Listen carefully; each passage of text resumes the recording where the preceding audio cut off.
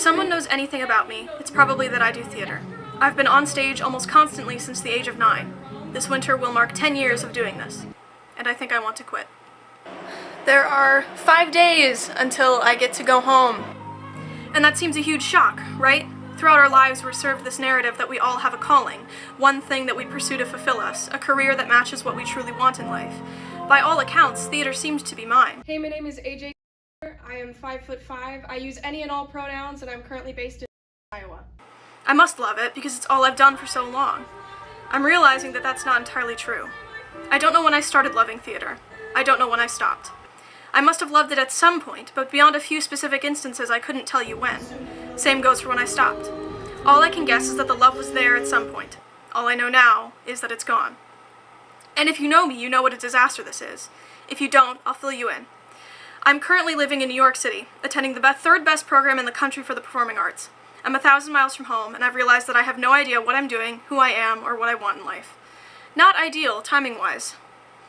Think of this as a resignation, I guess. A eulogy of sorts. For the performer I was, and to some extent still am. For the dream upheld by those around me. For the part of me that wanted this, however long ago that part saw the light of day. Let's look at how I got here, and where to go next. I first stepped on stage at the age of 9, as previously mentioned, in a production of The Pirates of Penzance Jr. at a local youth theater. I remember next to nothing about it. I remember next to nothing about a lot of things, particularly during that period of my life. Apparently I was being bullied, which is likely the cause of at least some of the memory issues. The second show I ever did, I wrote in my bio that theater was an escape from troubles in my life. I remember my mom pulling me aside and asking what those troubles were. I don't think I had an answer for her, even then. When you're fighting for your life like that, or at least feel that you are, it's hard to pinpoint why you do or say anything at all. I don't think I knew why I liked theater, even back when the spark was fresh. Slowly, theater overtook my entire life. By the time I got to high school, it was all I did, all I knew how to do. When I was asked what my hobbies were, I said theater. When I needed to point to something I was good at, I said singing. When people asked about characters I related to, my answer was one I'd played in a musical. People recognized me at school, around town, across the state, for my performances, not for anything else.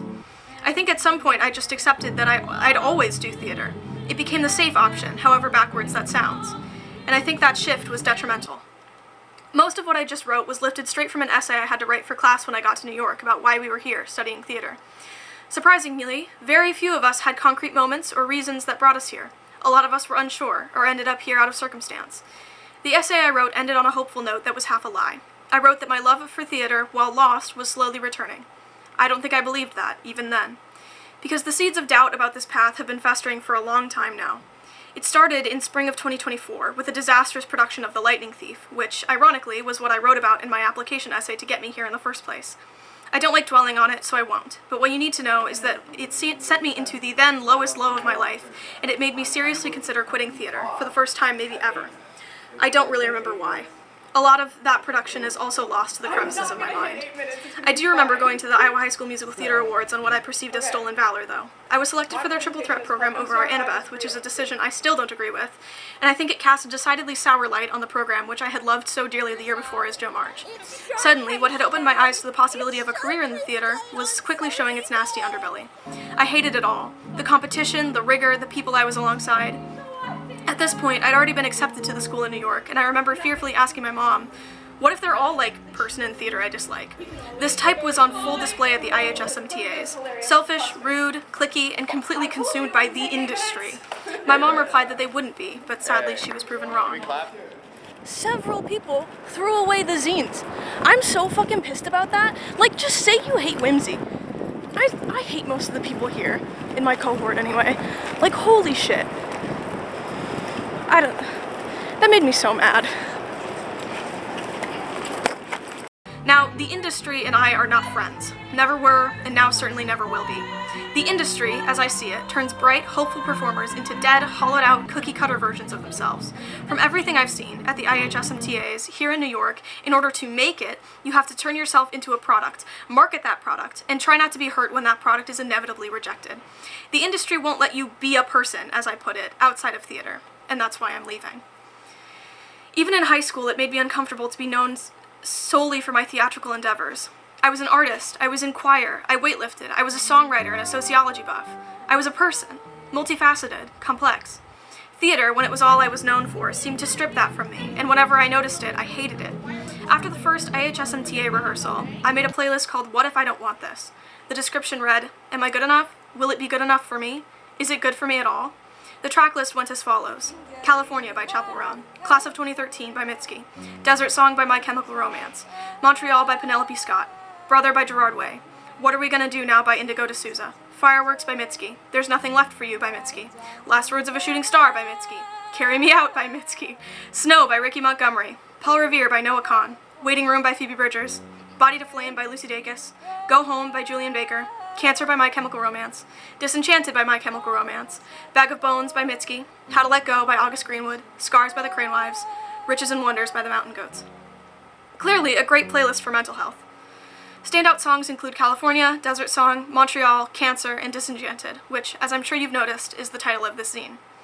This feeling of disillusionment has been following me since summer of 24, so much so that I wrote a whole-ass song called Disillusioned that I've yet to release. I meant to, last fall when I wrote it, but the accompaniment track corrupted right when my producer and I were nearly done with it, and we were both too disappointed and frustrated to redo it from scratch at the time. Then life happened, and we've only written 2 songs in the months since. I miss writing music quite a lot, I've found. I haven't had the time or motivation here in New York, and that really sucks. I think when I come home, I'll write a song to go along with Disillusioned about my time here, and release them as a pair. I really do miss making music. While technically I never stopped, I did stop making it for myself, which I think is the problem. Disillusioned, AJK.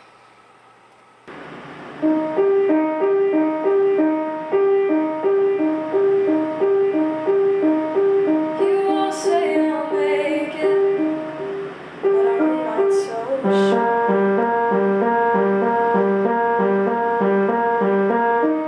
Feels oversaturated with stories we've all heard before. I don't stand out, this much I know. Don't have the drive or the passion, at least not anymore. And did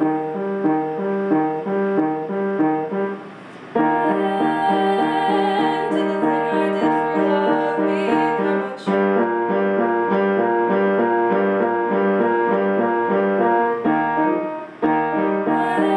When did all my achievements become expectations?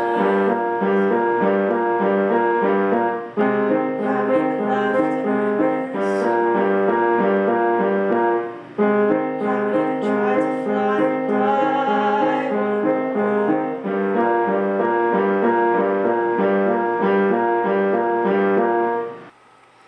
Really, the writing's been on the wall for a long time now.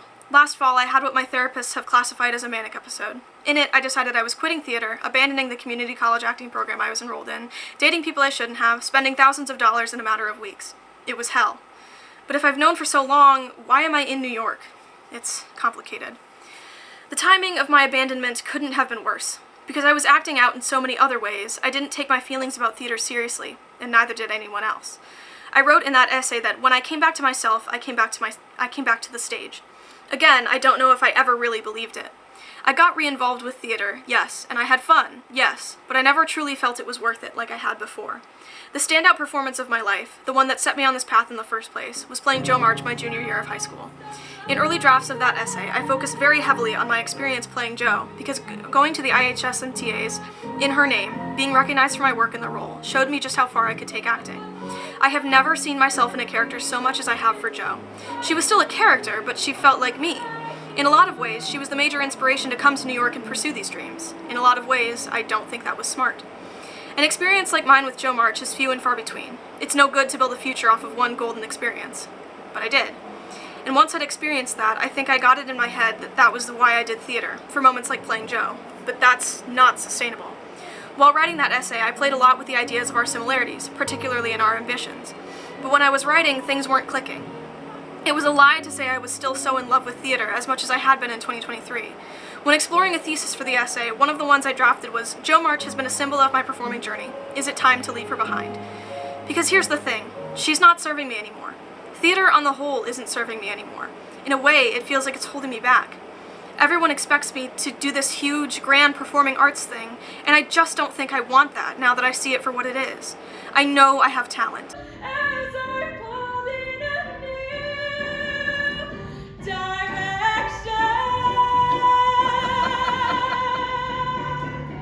I know I have potential.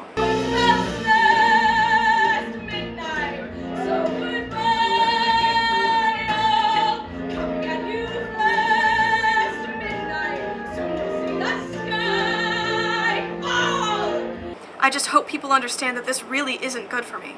I don't want this anymore. I hope they can understand. When I was talking about going to New York for the summer to one of my directors, the plan at the time was only to stay for 3 months, and only stay if I like it. She told me to suck it up and give it a year, because so much can change in a year. Somewhere down the line, I think I took that to heart, because soon I was talking about staying the full 2 years, living in New York with no foreseeable end to my time there. But I really should have taken that advice in a different way. My feelings about theater had turned sour a year prior. And, in a way, nothing's been able to turn them back. Yes, I still like performing, but the joy is so small that it's not worth the immense amount of work to get it. I know leaving is the best choice for me, but I feel so guilty about it. It feels like there were all these hopes pinned on me. I was supposed to make it out. I was supposed to succeed, make it big, make everyone proud, prove to myself and others that I'm worthy of everyone's sacrifices. And now I'm coming home. I know it's okay that I'm leaving. My parents have been very supportive. They just want what's best for me, which isn't this. I just hope everyone can see it that way. I really do feel like I'm letting everyone down. I especially feel like I'm letting my best friend down. We'd planned for years to live in the same city and pursue the arts together. We fought for that dream, hard. And now it's here. And now I'm walking away. I know he doesn't see it that way. He also wants what's best for me, but it still absolutely sucks. But I wasn't happy here. The people are nasty, the industry is vile, and honestly, I'm just not built for the grind it takes to succeed here. I just don't love it enough. To be honest, I don't know if I ever did. And that's heartbreaking. But if I never went, I'd always wonder if this was really the life for me. At least I know now that it's not. Now comes the harder part, deciding what to do with myself now. For most of my life, it's been theater. I don't really know who I am outside of performing. But I'd like to find out. I've been applying to colleges close to home. I think I'll study sociology, be a policy analyst. I don't know if I'll like it, but if I don't, I can just switch my major. I won't be locked into a conservatory program like I was here. I'm really excited to go home. I get to listen to records again, see my dog again, drive again, not pay $5 for laundry, have an oven. I didn't really pay attention to it, but I haven't been the best mentally here either. I feel like I've been living in a fog again, although now that I think about it, I don't know if I ever really left. There's a part of me that wonders if I was stable enough to come out here at all. If I had been, if I would have been okay staying here. But I won't know that for sure, ever. And if I feel better, finally, I can come back. On my own terms, my own money, guilt-free. That's the thing. My life is mine. It's finally starting to feel that way. And I won't be leaving theater entirely. At least, I don't think so. A break may be in order, but I don't think I'll stay away long. Community theater sparked my love and reignited it when it had gone out. It's just when things get professional that I start to hate it. When I moved and was under the impression that I'd be staying in New York forever, I was really bummed that I wouldn't be able to be in a production of Rent that one of my favorite directors is doing. Guess what I can now be a part of?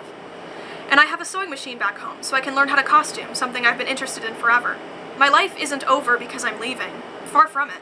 It's just starting. And I'm so excited for it. I didn't think I would be. Moving on. A playlist. The End, My Chemical Romance. California, Chappell Roan. Disenchanted, My Chemical Romance. Yours and Mine, Lucy Dacus. I Know the End, Phoebe Bridgers.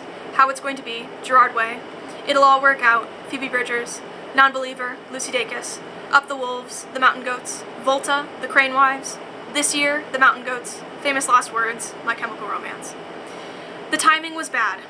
I didn't have much fun or really grow in any substantial way. But I've made some connections, and I hope at least one lifelong friend. I'm glad I tried. I'm glad I gave it a shot. Was it my best? Probably not, but I don't think that can be changed until my medication is. New York, you were not good for me. On to bigger and better.